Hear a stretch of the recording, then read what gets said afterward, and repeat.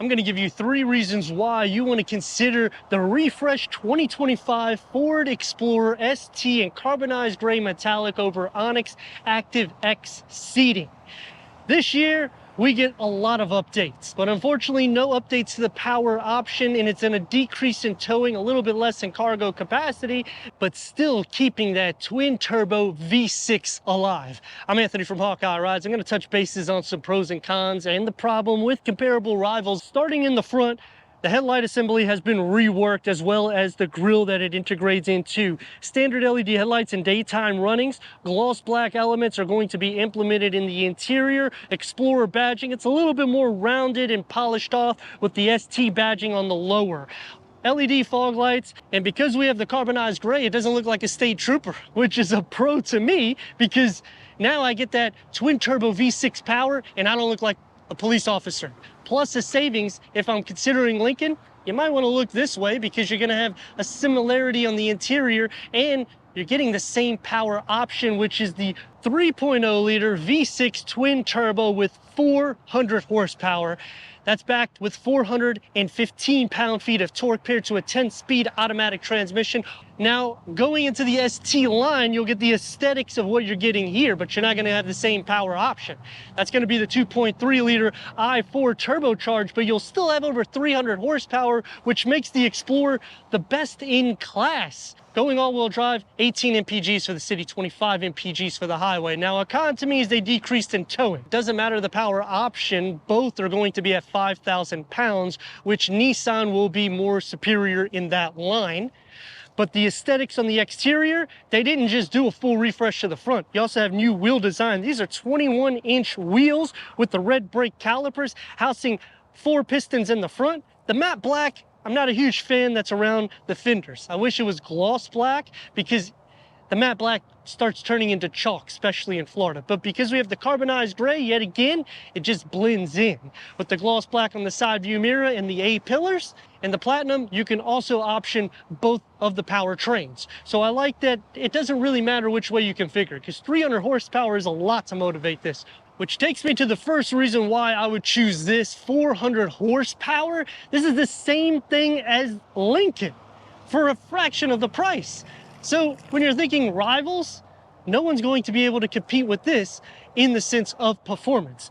Standard LED taillights, the rear has been reworked with the Explorer badging in the gloss black, and I like how it just polishes and flows into the taillights. The lower gets the quad exhaust tips, front and rear parking sensors with a 360-degree reverse camera, and we're finally getting 5G capabilities. So I'm happy that Ford has not just went with exterior, giving us updated technology, updated safety, and Ford Pass 2.0, but that does lead me to the problem. And it has to be that they did not increase anything for the power. And the reason why I stress this is because it's the same power option that's standard on Lincoln. So it would be nice to have 450 horsepower for this, giving us at least 6,500 pounds of towing instead of dropping it to 5,000 pounds, because you're the fastest in class, but yet for capabilities, it's not going to be the best for off-roading, and you're lacking in the towing capacity. You also lose a little bit of cargo capacity. Power liftgate, which is standard, going into 16.3 cubic feet of storage. You have a little storage nook here on the side with a 12-volt charger. And underneath the floor, it gets storage. The split fold third row, just simply push the buttons. And that will go at a 50-50 split, increasing cargo to 46 cubic feet. You can also fold them up by just simply pushing the button for both too, but unfortunately you do have to go into the back in order to get the full cargo capacity, and that will maximize the cargo to 85.8 cubic feet, which is a little bit less than the prior. We need to go inside, start it up, so you can hear that twin turbo V6 exhaust.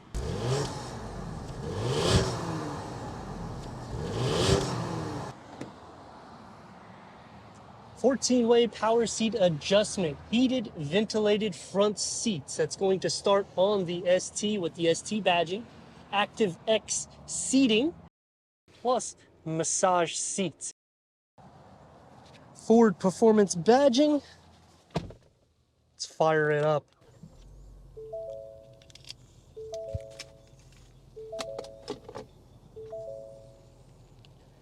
Now you're gonna notice the dashboard has been reconfigured.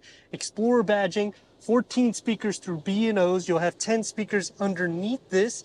And I like how they have that speaker grade to polish it off. And you'll have the aluminum look that comes into play with the contrast stitching. It's a two-tier dashboard, giving kind of a Mustang vibe with the panoramic Vista roof. With the new 13.2 infotainment screen, this is Google based with Google Maps, Google Assist, Google Play, and you have 5G capabilities now, which makes this a lot better. With a 360-degree reverse camera, full trajectory for the front and the rear, and you can change different camera layouts to make it easy for the towing or just backing up. And you can also zoom in to the tow line. And you can do the same thing over here to zoom in to any section that you want to make sure that you're not hitting any obstructions. Tri-climate control settings is standard. Ambient lighting starts on the ST line.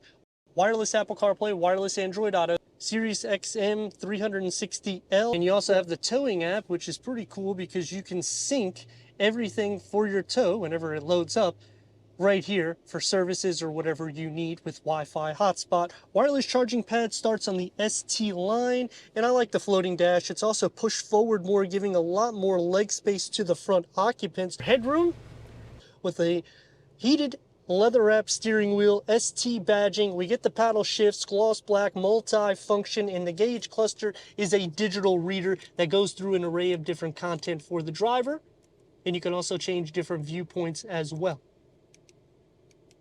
Going into the center that has been reconfigured, push this open and you'll have two USB ports, a 12 volt, a large storage area here, and the key fob for the new Explorer. You'll still have the rotary knob, so it just gives you a little bit more functionality, but no pass-through, which is a con to me. They do add a sleeve here on the passenger side, so at least you can put some mail. Driving mode select, you'll just toggle through here when you have a lot of different driving modes, which they give you a little video of what they do. I think it's kind of cool that Ford does this. This is all derived from what they used to do with the Bronco. They still do it, obviously. Sport mode, which will probably be engaged in a little bit more so with this. It's soft to touch, opens up into a deep storage pocket with two more USB ports. Dashboard and door configuration, they do a good job keeping everything polished, and touch and feel, it's going to be soft where it needs to be. They give that aluminum aesthetics plus the B&O sound system. This is actual aluminum mesh, whereas this is plastic. So I like that they are implementing more expensive materials. One touch up and down for all the windows. The storage pocket is large. You can fit a larger beverage right here. Going into the back, so you can see that opening. Manual seat adjustments. These are captain seats.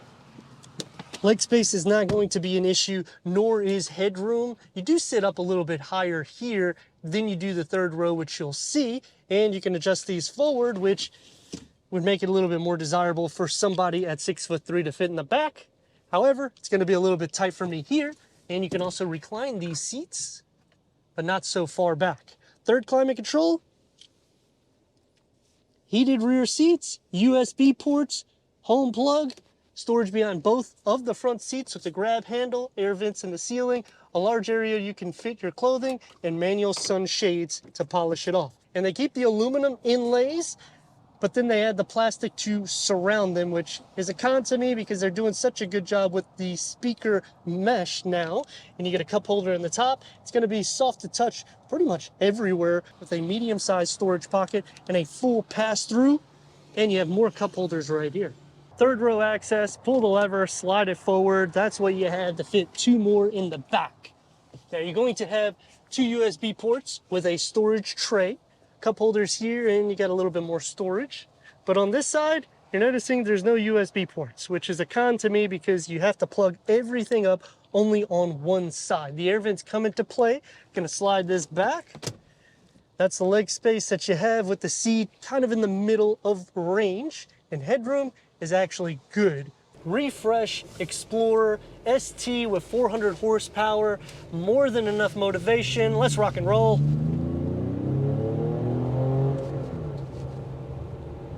She can be noisy when she needs to be.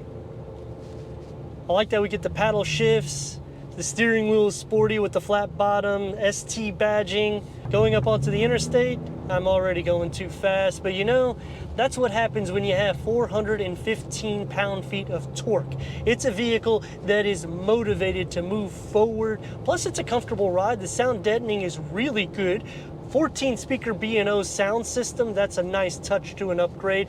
I don't like this upgraded infotainment screen. I like the size to it, but I mean, it's literally like putting TV screens in just areas that you see they stand out. The dashboard looks cool. They also pushed it forward so it gives more space, but integrate the infotainment screen in it. Don't give us this little sleeve for a wireless charging pad. I like that it's usable in the sense for kind of a his and her, but it's only one charging port. And when you go underneath the ST line, you can't even option it, and you get 6 speakers standard. So you do have to go up the tier, but the ST is kind of the sweet spot because you're unlocking so much. Kind of wish it had a little bit more buttons instead of just an on and off and to turn up and down the sound system, because you do have to do everything through this infotainment screen, which just kind of takes away some of the character of the vehicle. You do get ambient lighting, which can make it a little bit more playful, but you only have 7 different color options, which most vehicles typically, when they have this, you have 30 to 60 different color options. But at this price point, I'm okay with it because I think that it is a home run overall with the refresh. Taking me to the second reason why I would choose this vehicle, because of comfort, massage seats. I mean, right at 60 grand, this is something that is in Lincoln, which you're gonna be spending $5,000, $10,000 to $20,000 more, and you're getting it for the price of a Ford. You're not even going to get some of these features. You won't even touch these features in Toyota and Honda. Turn radius and more or less a stop point is gonna be about 1.5 lanes. Taking me to the last reason why I would choose the ST is because they have actually made it more soft and plush in the interior. When you go into Honda and Toyota, there's a lot more firm materials. Even when you go into the 60 grand pricing here, it's actually soft everywhere where it needs to be, similar to what's in front of us, the Pathfinder. The difference though is the width in the interior and your leg space. You're gonna have a ton of it, matching it with headspace, just an overall package with performance behind it. You will have to watch because you can get a speeding ticket with this vehicle pretty quick, because there is some times that you don't know how fast you're going and you just want to mash the gas pedal pretty much everywhere. But let me know your thoughts in the comments, and if you're new to the channel, consider subscribing. Check out the next video, merchandise, website, and Instagram. Leave a comment and a like, and I'd like to thank Furman Ford for giving us this 2025 Ford Explorer ST for our car review.